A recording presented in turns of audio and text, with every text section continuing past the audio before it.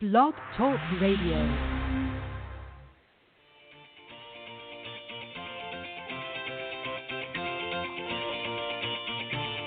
Good morning, everyone. Welcome to the Women of Golf Show. I'm Ted Odorico, and joining me is LPGA professional Cindy Miller, and we are your hosts. We're broadcasting live every Tuesday morning from 9 to 10 a.m. Eastern here on the blogtalkradio.com network, bringing you some of the best golfers, teaching professionals, and entrepreneurs helping to elevate women's golf. We're so glad you decided to join us this morning, so grab your coffee and let's get started.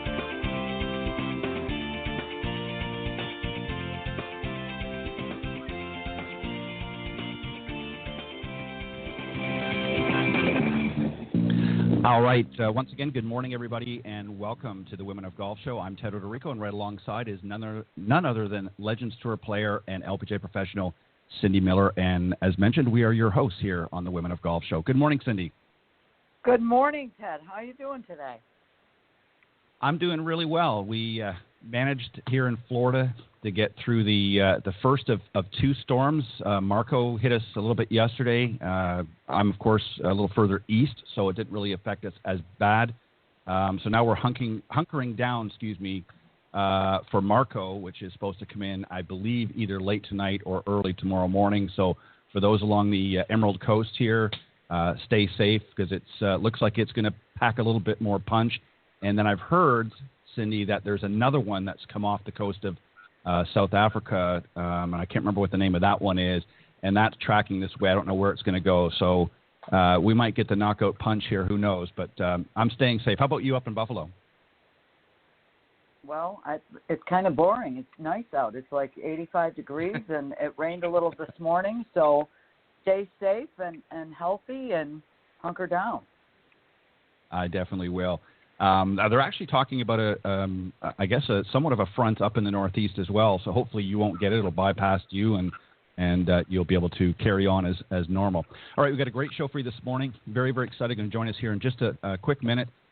Suzy Whaley, the PGA president of PGA of America, is going to be joining us. And then Fatima Fernandez Cano, the winner of the Symetra Tour's IOA championship, is going to be joining us on the second half. So we're really excited to have both of these very special guests this morning. But let me remind everybody, of course, the Women of Golf is brought to you by the iGolf Sports Network and Golf Tips Magazine. iGolf Sports is a live stream broadcast and media production company providing top quality programming designed to attract the golfing enthusiast. And, of course, Golf Tips, the game's most in-depth instruction magazine, offering insightful reviews on the latest equipment, tips from top PGA and LPGA teacher professionals, all designed to help improve your game from tee to green. So subscribe today at golftipsmag.com. All right, as I mentioned, our first guest this morning is Suzy Whaley, and she's the first woman ever elected to serve as the PGA president. She's also a PGA master professional and director of instruction at the country club at Mirasol in Palm Beach Gardens, Florida, and she is also the PGA director of instruction for Suzy Whaley Golf. So, Cindy, let's welcome our first guest this morning, Suzy Whaley. Good morning. Well, good morning to you both. I'm glad it's boring in Buffalo. I'm in Palm Beach, and it's a little boring at the moment. But we're always expecting rain at some point during the day. But it's great to be on with both of you. We appreciate it. We're excited to have you as well. So, Cindy, do you want to go first, or do you want me to go? Well, I would like to go first, and I would like to say, first of all, I'm thrilled that we're buddies, that we've been friends for a really long time, and I admire you and your leadership and your business skills and your mind and your will and your drive. What do you love most about your job? Well, thank you for all that. That was very kind, Cindy. Right back at you. But, what I love most about my job is as a golf professional, I get to change people's lives every day. And while that sounds dramatic, it's true. Every day that I can inspire somebody to get out and be healthy and well on a golf course, to learn a skill for a lifetime, whether they're 5 years old or 85 years old, it brings joy to me and purpose to me, and that's what I cherish most about being a golf professional. Awesome. Ted? So, Suzy, let me ask you, just so we can put in perspective for everybody tuning into the show, you served 2 years as the PGA secretary before you became their vice president. And then back in 2018, you were elected the PGA of America's first female president. Was that in your line of sight or part of the vision to become the PGA of America president? Was that something that you really had considered or had hoped for at any point? No, actually. I get asked that question a lot. I became a member of the PGA America in 2001. And in my local section, which at the time was Connecticut, we have 41 sections across the country. And I was living in Connecticut with my husband and family. I had joined the PGA of America, as I said, in 2001. And in 2002, I was asked by my section, I played a lot in our section events, and I was in a round of golf, and a gentleman who was a PGA professional with me asked if I would be interested in joining a committee in the section. And our committee system is such that, we strategize and try to do things locally in our sections for our members, things that our members would want, resources. And I said, sure, I'd be happy to help. And that's really how it started. It was very organic. It was an invitation from another PGA professional to join the leadership ranks, as I said, as a committee member. That morphed into another committee and another committee and another committee. And before I knew it, I was an at-large member of their board of directors. I then realized I realized all along I enjoyed being with those people that were involved in leadership. They were mentors for me. They became an unbelievable network for me, a support system in my job and helpful in my role. And I ran for the board of directors because I really loved it. And that was again in Connecticut. I earned a seat. It was an election. I earned a seat on our board of directors. And from there, another invitation came from my executive director when the national board of directors seat became available to try to run for that. It's a 9-year cycle per section. And it was coming due in Connecticut. And he asked if I was interested in trying to earn that seat and run for that. And I thought about it, and I thought, you know what, I do have a lot more I'd like to offer, and I do look at things a little differently than those I was serving with because of my gender.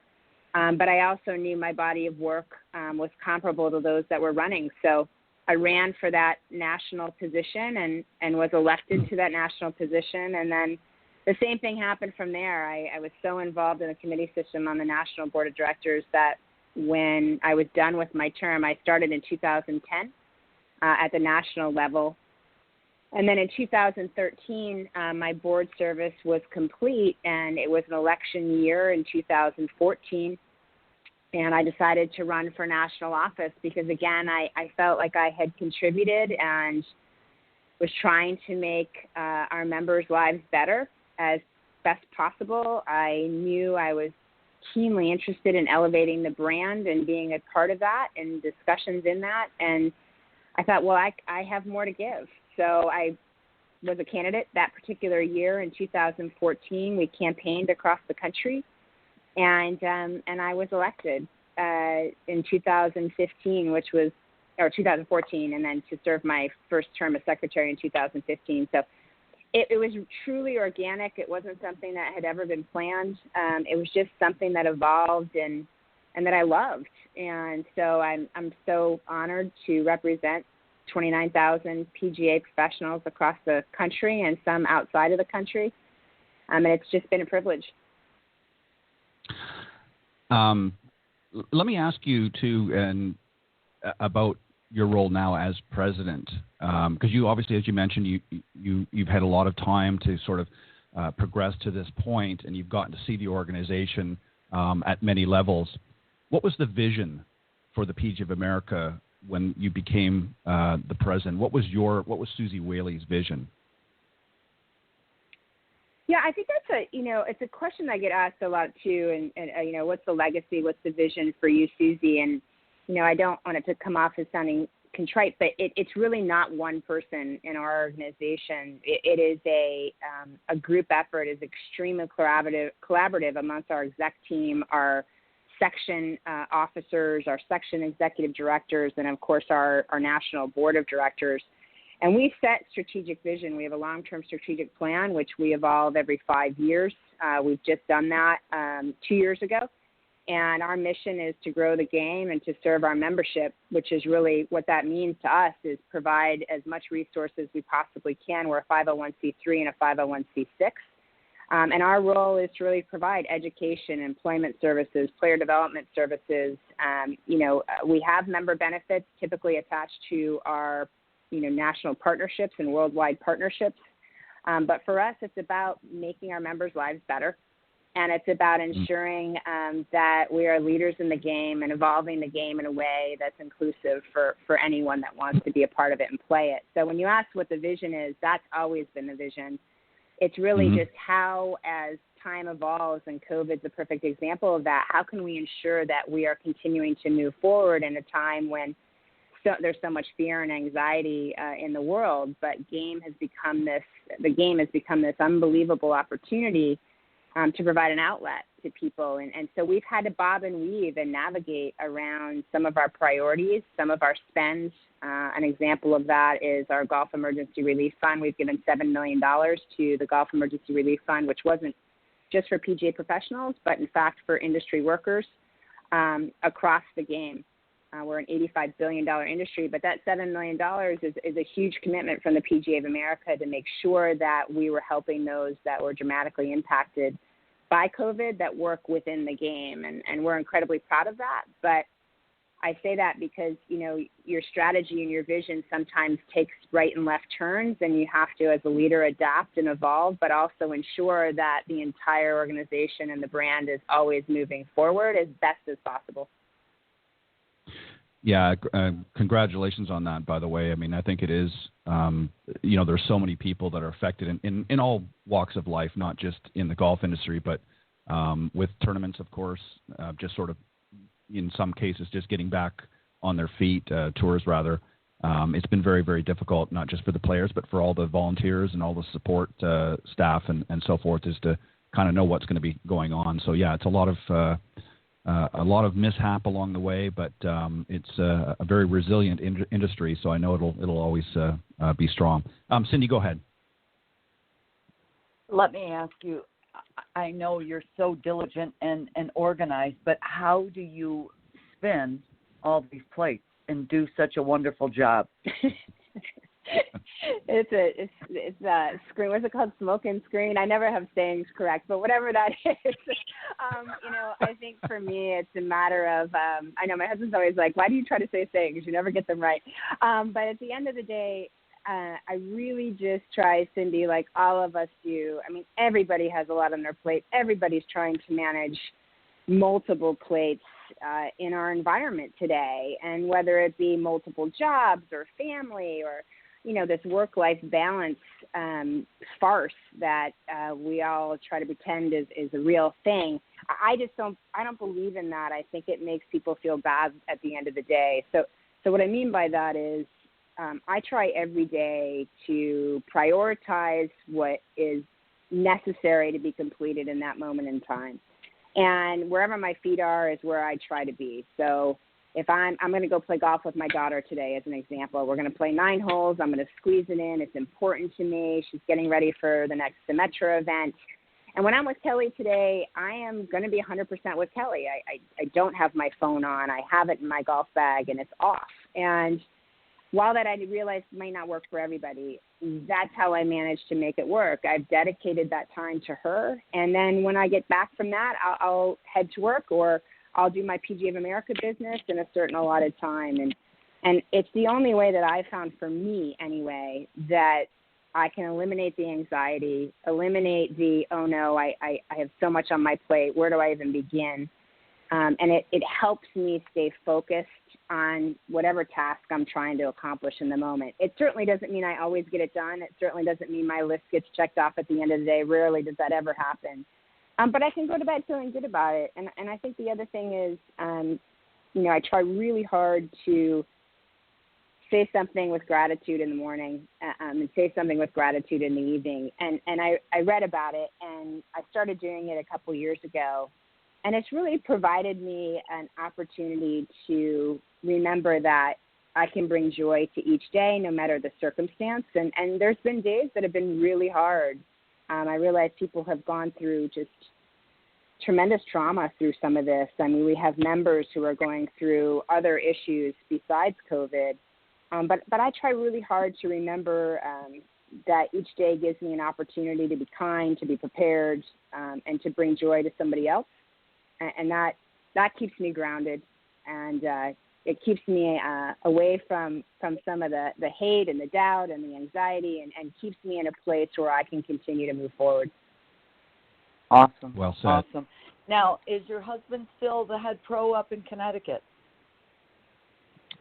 No, my husband hasn't done that for quite some time. My husband works for the PGA Tour. He is the national director of golf for the PGA Tour. So he is he oversees the TPC properties in the golf side of the business. He's been doing that. I think he's been with the tour now over 25 years. I hope I don't get that wrong. Maybe you're kidding. A little more than that.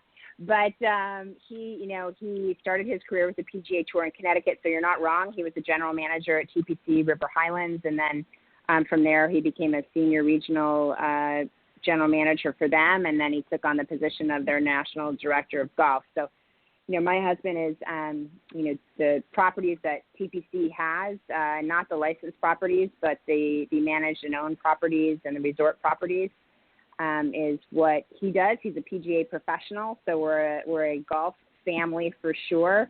And his travel has been restricted as well, but so it's been interesting trying to navigate a lot of people in a small house working on the phone from the same house. So typically I'm outside on the deck, but so many people listening can relate. It's just a different time, and we've had to figure out our spaces and how to navigate it all. But I think we've done a pretty good job of it, and we continue to try to figure it all out together. So it's all good. Absolutely. I think that's fantastic. By the way, Suzy, a great public service announcement would be to turn off your cell phones. You mentioned that earlier. You're getting ready to play with your daughter, Kelly. And, we see so many folks out in the golf course with a phone in one ear and a hand on the steering wheel of the golf cart and not really enjoying themselves. So I think that would make a good public service announcement. Let me ask you, since you mentioned, your daughter, and I know you have two daughters. Jennifer is your other daughter.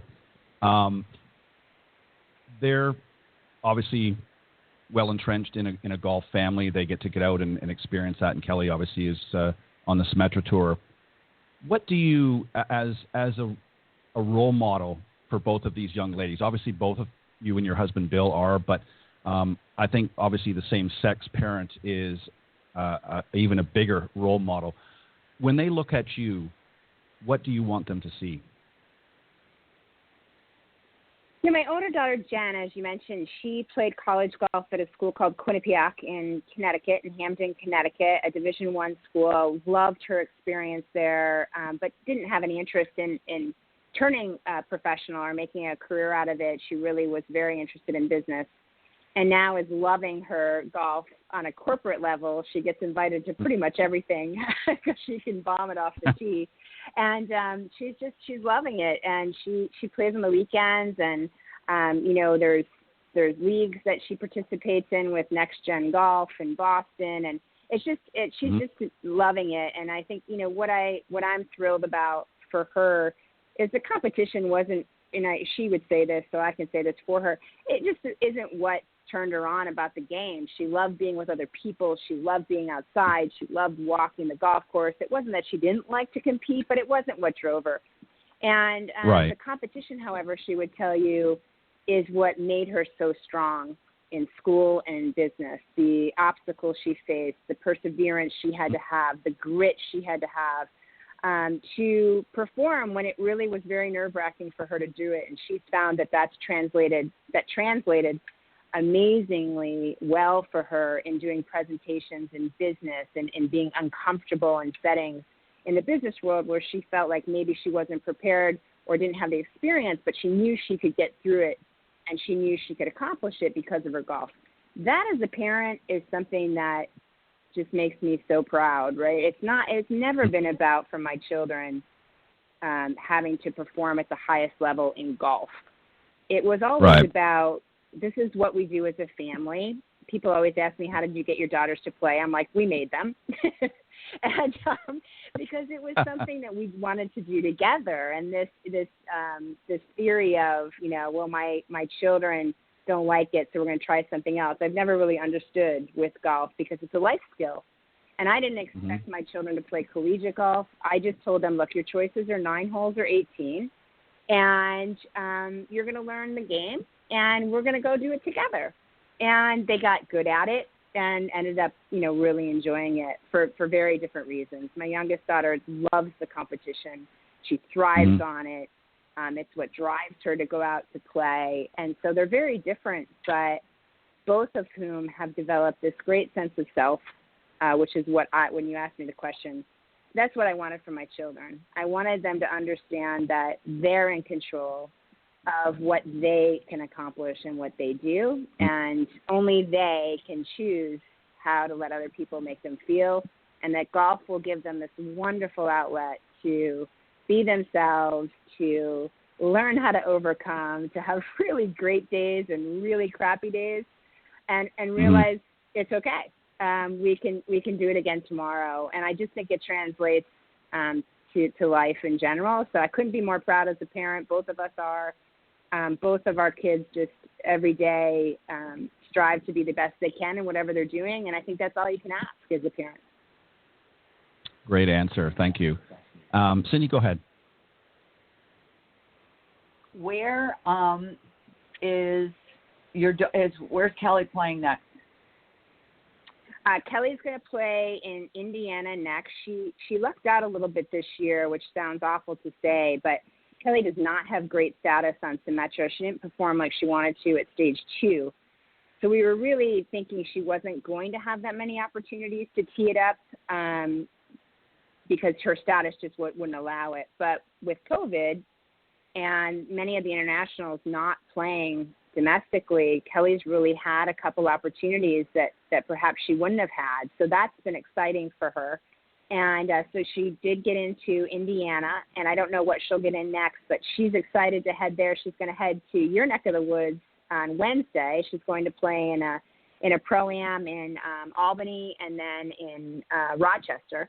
And then she'll fly from there to Indiana with a couple of her girlfriends that are playing Symetra, and they'll tee it up. They'll tee it up there, and she can't wait. She's loving it. She's played, and I caddied for her in the last 2. I would say poorly caddied. That's a job I haven't mastered yet, but I'm working on it. This one she's going to do on her own, and she's just, it's a tough year for women who are trying, or anybody right now, it's a tough year, but for women who are trying to play, it's a really tough year because there's no tour school this year. There's no opportunity for advancement or to improve your status. So she's just working hard and working hard on her game and just going to continue to try to persevere. I think Sophia gave her a lot of hope at the AIG Women's Open. And she knows Sophia, and that truly, she was glued to the television. And I think Sophia gave so many of them inspiration that, it's possible. You just got to keep working. Absolutely, absolutely. And Sarah White last week with the Symetra Tour win. So it's just, I think if you change the mindset, we work with a young girl up here who just graduated from school last year, and same thing, wanted to go to Q school, had an exemption in the Rochester event that didn't happen. And you can get depressed, or you can just say, you know what, I've got another year to work on my game to be that much better. Yeah, exactly. And Sarah, ironically, Kelly and I were paired with Sarah the first 2 days of that tournament. So wow. I had a bird's eye view of watching her just tear up the golf course. She's incredibly powerful off the tee. She's a wonderful putter. And, Cindy, you and I know when somebody in professional golf, when you say they just have no fear, that young lady plays without fear. She played hockey, I think, for 13 years, ice hockey. She was aggressive where others weren't. She didn't get down on herself when she did something that perhaps wasn't to her liking. she just kept going, and it was just, her brother was an unbelievable addition to the bag. He supported her the entire time, kept her attitude up, and it was just something really fun to be able to watch. I don't know that they knew we were watching as closely as we were, but it was wonderful to be able to see her finish it off and win the final round that day. I, of course, knew it was on the line for her. And Cindy, you and I have been there, and it's hard to win. And it's really hard to win when you haven't won.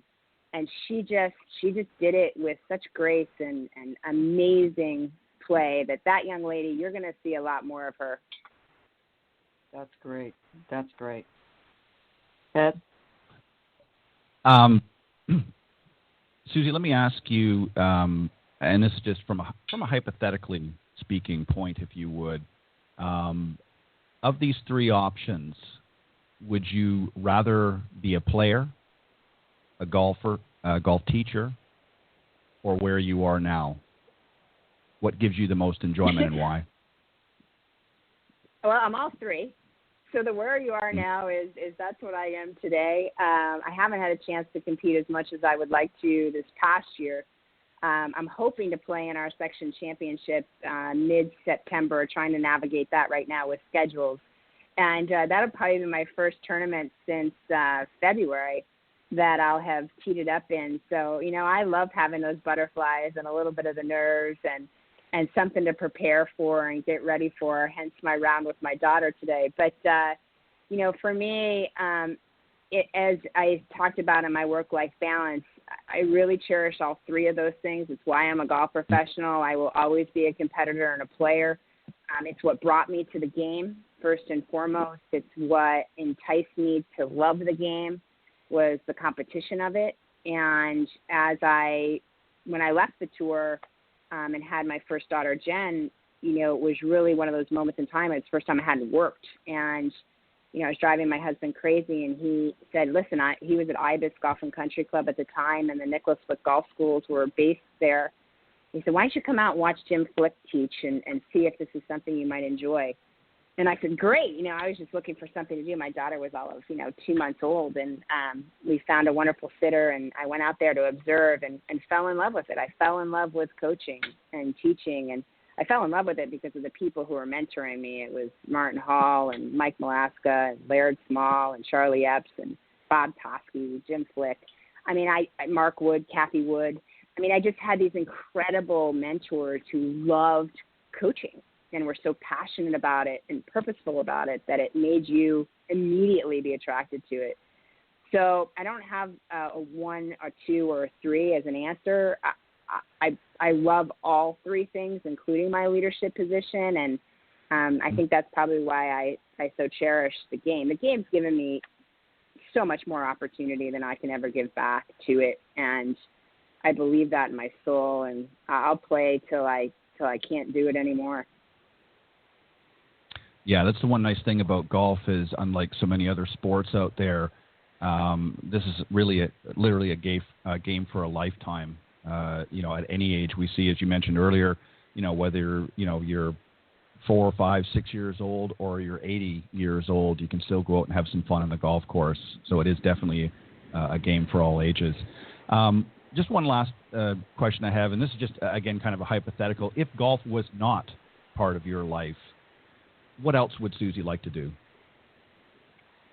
I'd be a ski instructor. Oh, wow. Yeah. Really? I grew up coaching skiing. I grew up coaching skiing in high school. I went to a ski racing academy in Vermont called Green Mountain Valley School. I've raced all through Buffalo. I raced against Diane Ruff, who won the Olympics. I grew up racing against her. She went to Burke Academy, and my dream was to be an Olympian ski racer. My dream was not to be a golf professional. And I was hurt in high school and had played golf, obviously, and that's when I just but it was, traumatic for me not to race. So I would ski every single day if I could, but I don't. But there will come a point in my life where I will spend half my time skiing and half my time golfing. But But yes, I will be a ski instructor someday in my life again. Well, you can Very teach cool. me how not to kill myself. I would love to do that. That would be great. Oh, my Well, goodness. Suzy, I did not know that. Yeah, that's it. Yes, we learned something new today, Cindy. Well, Suzy, thank you very much for taking time this morning and joining us. We've got to let you go, but we're going to have you back again, and I think what we'll talk about at that point is your caddy prowess. We're going to see. We're going to test the metal, and so you're going to have to. That's going to be another plate. You're going to have to start spinning a little bit more, as Cindy said. But no, all kidding aside, thank you very much, Suzy, for giving of your time. We really, really appreciate it. And go out and have some fun today with Kelly. Yeah, it's my pleasure. Thanks for having me, and thanks for all both of you do for golf. We really appreciate it. All Thanks, right. honey. Thank Have you a great day. Bye-bye. All right, Suzy Whaley, PGA of America's president for a few more months, and then she will become, as she mentioned to me yesterday in a conversation, she'll become the honorary president for 2 more years. So she's done a great job, and obviously enjoys not only playing the game but teaching the game and helping navigate policy and so forth, and obviously enjoys spending time with her family, which is, I think, first and foremost for every parent. So, Cindy, while we wait for Fatima to join us here, of course, as I mentioned earlier, she is the winner of this past weekend's Symetra Tour event, the IOA Championship, which is a big event of theirs every season. And she's going to be joining us here, and I'll tell you a little bit about her in just a moment. But what have you got cooking today in Buffalo? 9 hours of golf lessons. Changing game from the inside out. So true, hey. Yeah, Right? you guys, yeah. Now, let me ask you something. I know you mentioned it. A little bit of that, but a lot of other work as well. I've got a lot going on today. I've got to get ready for my show Thursday night, first and foremost, but just hunkering down. It's sunny right in the moment, but they're calling for this storm, as I mentioned. Hurricane Marco is supposed to be blowing in later this afternoon, so I'm going to kind of play it by ear. So I didn't really schedule a lot for today, just on the precipice of that happening. So we'll see what goes on. But what I wanted to ask you, though, before we move on, is I think a couple of weeks ago you mentioned, what's happening with your boot camps? Are you able to schedule some for the fall, or what's happening? Yes, we have November, December, January, February, March, and April. Oh, wow. So sign up for boot camp. Go to Now, Sydney Miller Inc. and click on boot camp. And that's going to be back down at Orange County National in Orlando, Florida, correct? Most of that? It is. Boy, they must love you and Alan down there. You bring them lots of business. You would think they should, right? I think they need to have a plaque or something. Yeah, I think they need to have a plaque of you and Alan in the pro shop as regular patrons.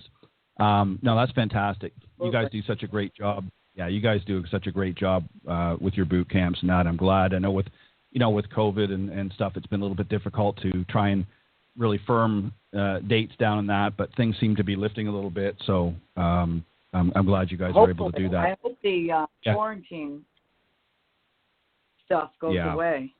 Be good. Yeah, me too. Yeah, it's kind of a, as Suzy said, it's kind of an up and down cycle. And, I know a lot of the players, she mentioned, her daughter Kelly, and then you brought up Sarah from the other week. I know that these gals are excited to be back out and playing. It's been a long hiatus, and it's just been, I'm sure difficult for a lot of them. They want to get out and they want to compete, and it's just not, it is what it is, but they're back out there now, and we're going to, follow the journey along with them. All right, I'm going to introduce, she's not quite here yet, but I'm going to just let the folks know a little bit about her. Our very special guest joining us the second half of the show, hopefully, if everything goes well, is Fatima Fernandez Cano. and she was the winner, as I said, of this past weekend's IOA Championship on the Symetra Tour. She is a native of Spain. She was a 4-time All-Sunbelt first-team selection for Troy University. She was also 8-time medalist, including 2014 Sunbelt Conference Championship, named the 2014 Sunbelt Conference Freshman of the Year for the Trojans, and Sunbelt Conference Women's Golfer of the Year, and set Troy's single-season scoring average record of 72.79 back in 2016. So we'll just wait for her for another second or two, and we'll see. She's obviously running a couple of minutes late, but we'll see what happens. So you talked about, and I may have to cut you off, Cindy, if she comes back on, but you mentioned about helping golfers from the inside out. That's something maybe some of our amateur golfers may not understand completely. Explain a little bit about what you mean. Most people want to hit the ball and they're not paying attention to what they're doing with the club, and they don't really plan and prepare to produce a golf shot, and they're just whacking away. I don't know if you've ever seen Robin Williams skit on golf, like they're swinging a tire iron trying to kill something. So I really try to help people become aware of what they're doing with the club to be able to hit the ball and make them think a little bit. If you do that, it makes playing a lot more fun, and you're in way more control of what you're doing with the club. So I really try to stress, okay, this is the face is square. You need to aim the face at the target, not your shoulders.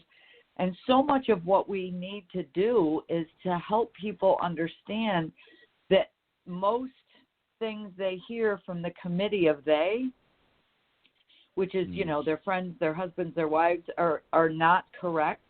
They might tell them to act like they're sitting on a chair or a bar stool and, keep their head real down and their arms real straight and aim with their shoulders, and all those things are wrong. So it's trying to help them understand the proper way to get ready to plan, prepare, and produce a golf shot. So that's what I mean by that, from the inside out. Okay.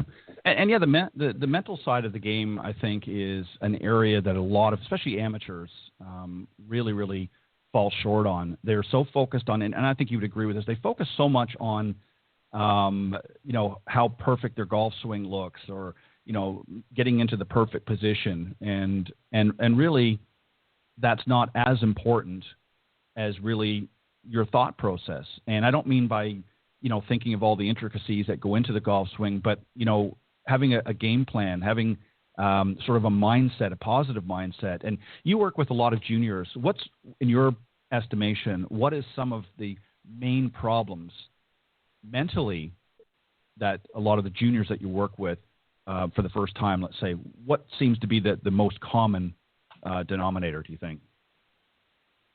Oh, definitely trying to win and score, and trying too hard, trying to please their parents.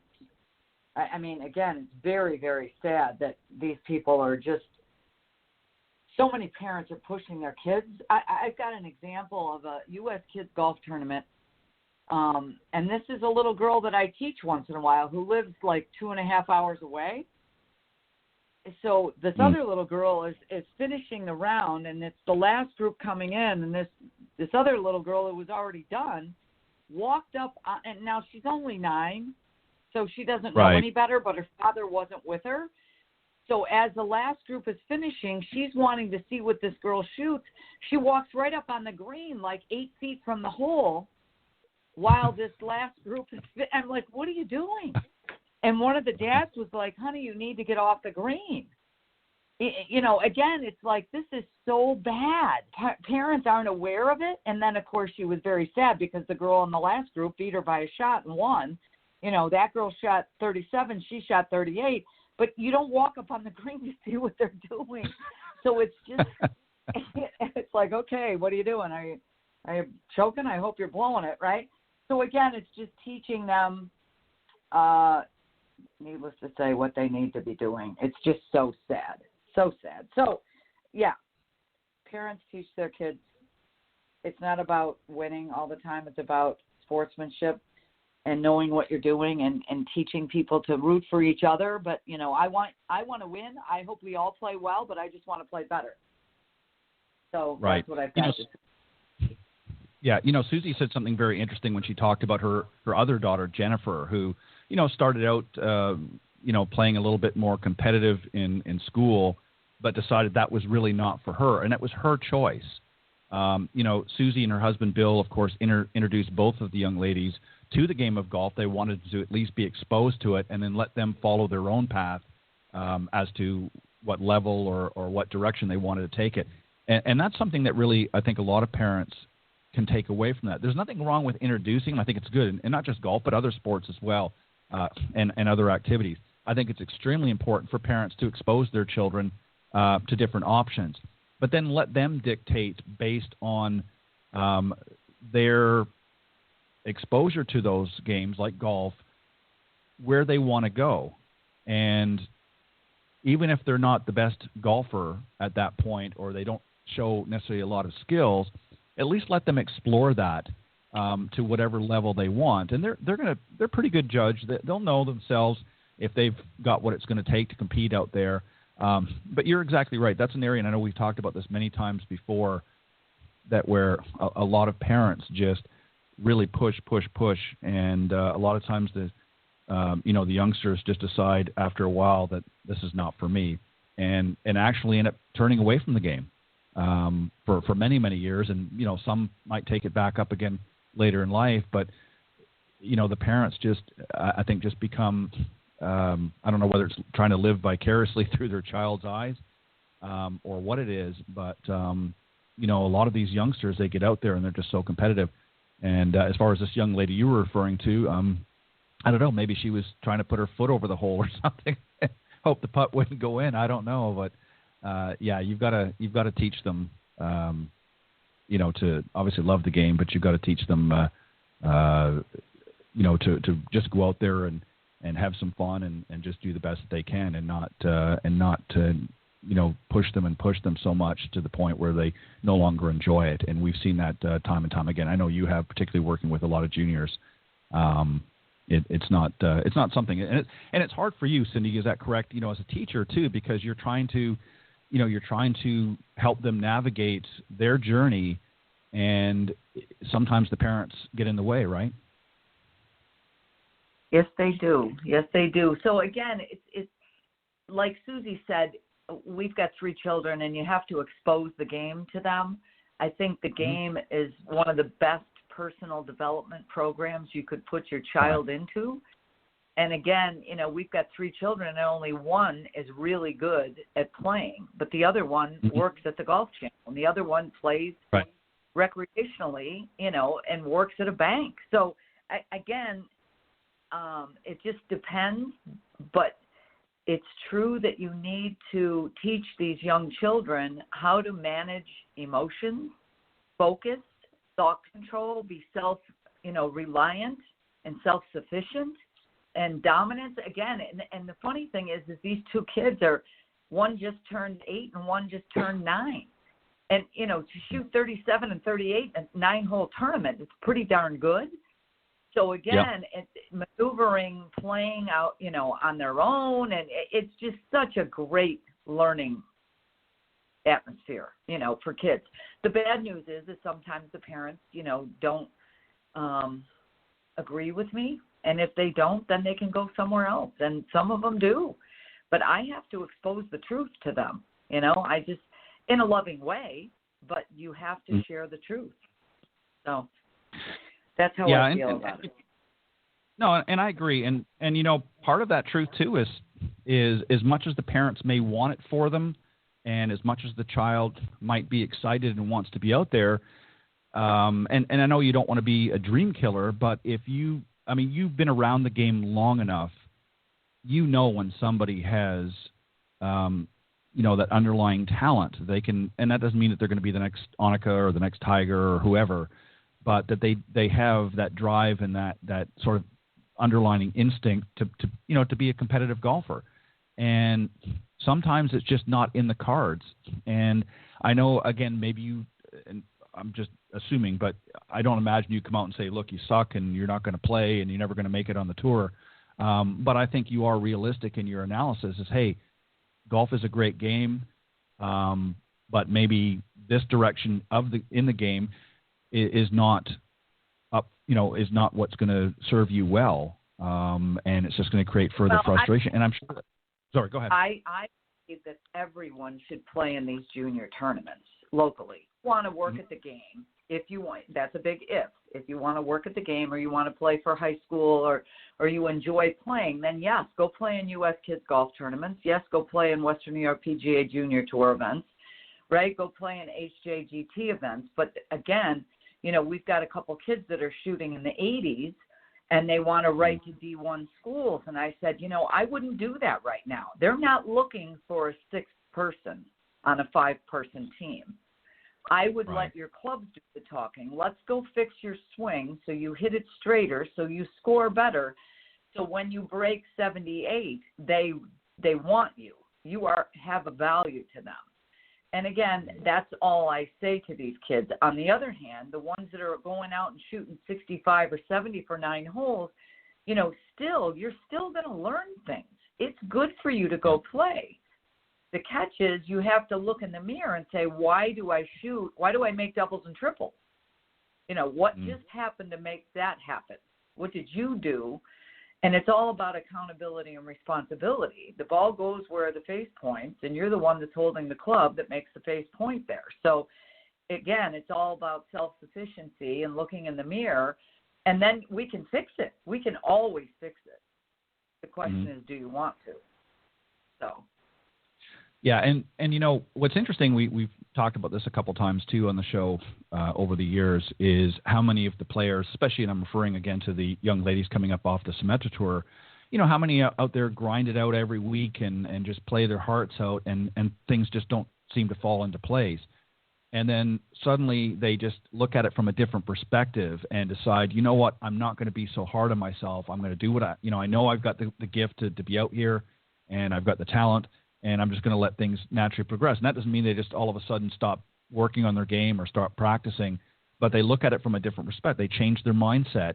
And lo and behold, I mean, Cindy, you and I have had multiple, young ladies on the show who ultimately went on either the next week or within a very short period of time winning their first event, because now they're looking at things as different. They're not, heaping all of this baggage on top of their shoulders and expecting themselves to win every week, even though that ultimately that's what they want to do. Is they're recognizing, I'm out here to have fun. I enjoy what I do, and it's a blessing to be here, and I'm just going to go out and do the best I can. And obviously, I want to be competitive, and I want to do what I can to win. But if I don't win, I'm okay. Clearly, I mean, look at the last 2 weeks with Sarah White. Yep. And Sophia Popov. Sophia's crying. Yep. She's got Lyme disease. She was going to quit. She lost her car. I mean, again, it's, like a country music song, and then she wins. So, again, it's like, do you have the will to stay with it and not give up? That's what this is about. Right, exactly. And,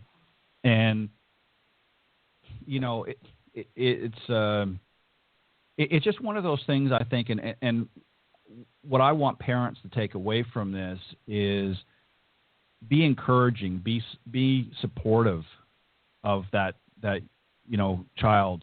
If golf is a passion of theirs, if you've introduced them to the game or somebody else has introduced them, and they have a desire, let that desire blossom naturally. Don't force the issue. And first and foremost, connect them with somebody like a Cindy Miller and say, hey,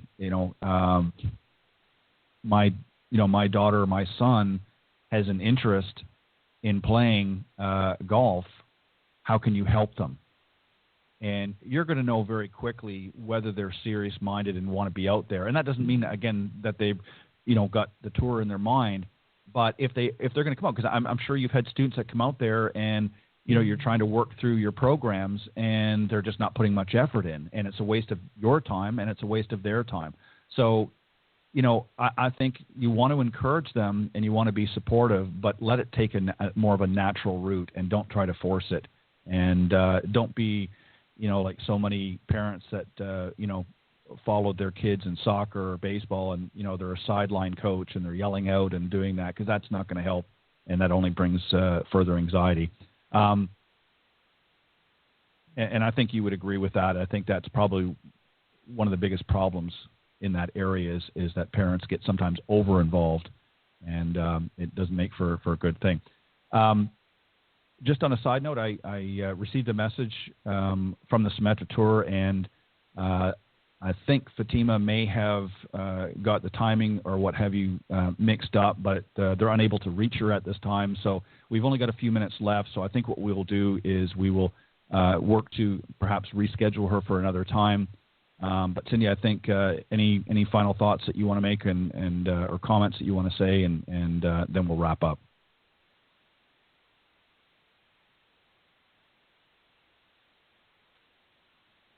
Or not. Did you mute yourself, Cindy?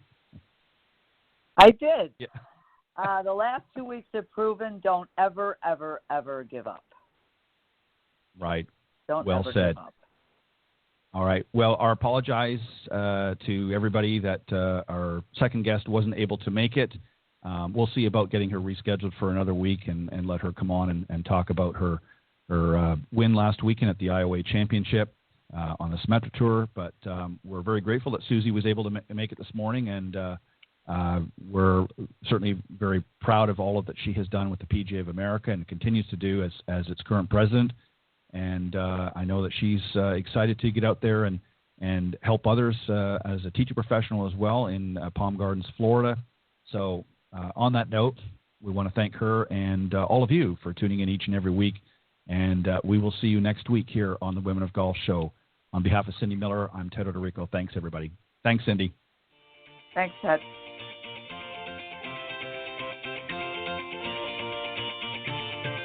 Thanks for listening this morning to the Women of Golf Show. Tune in live each week by visiting blogtalkradio.com/Women of Golf, or on any of these social media platforms: iTunes, Stitcher, TuneIn, CastBox, TalkStream Live, and of course Spotify. If you can't join us live, check out our on-demand section for previously aired broadcasts. To get updates for future shows and upcoming guests, you can follow us on Facebook at Women of Golf. You can also follow me on Twitter at TedandBuckCEO and Cindy at Cindy Miller Golf. Please remember to join us next week on the Women of Golf Show. See you next time. This has been a production of the iGolf Sports Network.